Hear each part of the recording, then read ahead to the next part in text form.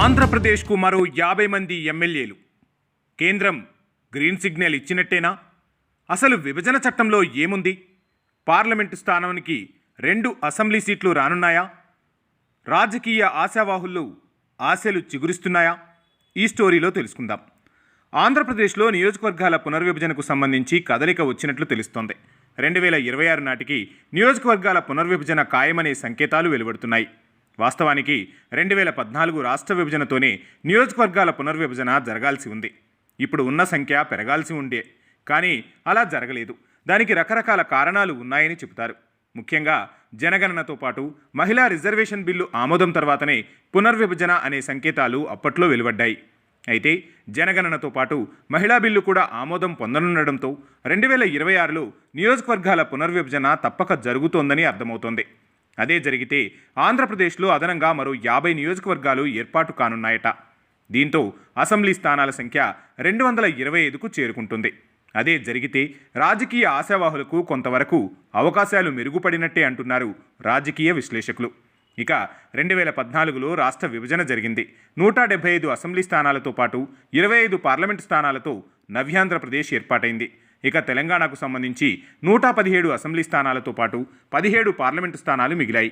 ప్రత్యేక పరిస్థితుల్లో రాష్ట్ర విభజన జరగడంతో పాలన వికేంద్రీకరణ అవసరమని అప్పటి విభజన బిల్లులో స్పష్టం చేశారు. నియోజకవర్గాల పునర్విభజనతో పాటు నియోజకవర్గాల సంఖ్య పెరగాలని అందులో పొందుపరిచారట. కానీ రాష్ట్ర విభజన జరిగి 10 ఏళ్లవుతున్నా నియోజకవర్గాల పునర్విభజన మాత్రం జరగలేదు. నియోజకవర్గాల సంఖ్య పెరగలేదు. 2026 నాటికి నియోజకవర్గాల పెంపు తప్పక జరుగుతోందని తెలుస్తోంది. ఈ మేరకు కేంద్ర సర్కార్ కూడా సిద్ధంగా ఉందట. ఆంధ్రప్రదేశ్లో 25 పార్లమెంట్ స్థానాలు ఉన్నాయి. ప్రతి పార్లమెంటు స్థానం పరిధిలో 7 అసెంబ్లీ సీట్లు ఉంటాయి. ఈ లెక్కన 175 స్థానాలు ఉన్నాయి. నియోజకవర్గాల పునర్విభజన నేపథ్యంలో ప్రతి లోక్సభ స్థాన పరిధిలో 2 అసెంబ్లీ సీట్లు పెంచాలని కేంద్రం ఆలోచన చేస్తోందట. 2026 ద్వితీయార్థంలో పునర్విభజన ప్రక్రియ ప్రారంభం కానున్నట్టుగా తెలుస్తోంది. వీలైనంత త్వరగా పునర్విభజన ప్రక్రియ పూర్తి చేసి కొత్త అసెంబ్లీ నియోజకవర్గాలను ప్రకటించాలని కేంద్రం ఉవ్విళ్లూరుతోందట. కొద్ది రోజుల్లో జనగణనతో పాటు మహిళా బిల్లు కూడా ఆమోదం పొందనుంది. 2025లో జనగణనను పూర్తి చేసి వెనువెంటనే మహిళా బిల్లును సైతం ఆమోదించాలని సర్కార్ భావిస్తోంది. అటు తర్వాత నియోజకవర్గాల పునర్విభజన ప్రక్రియ వేగం పుంజుకోనుంది.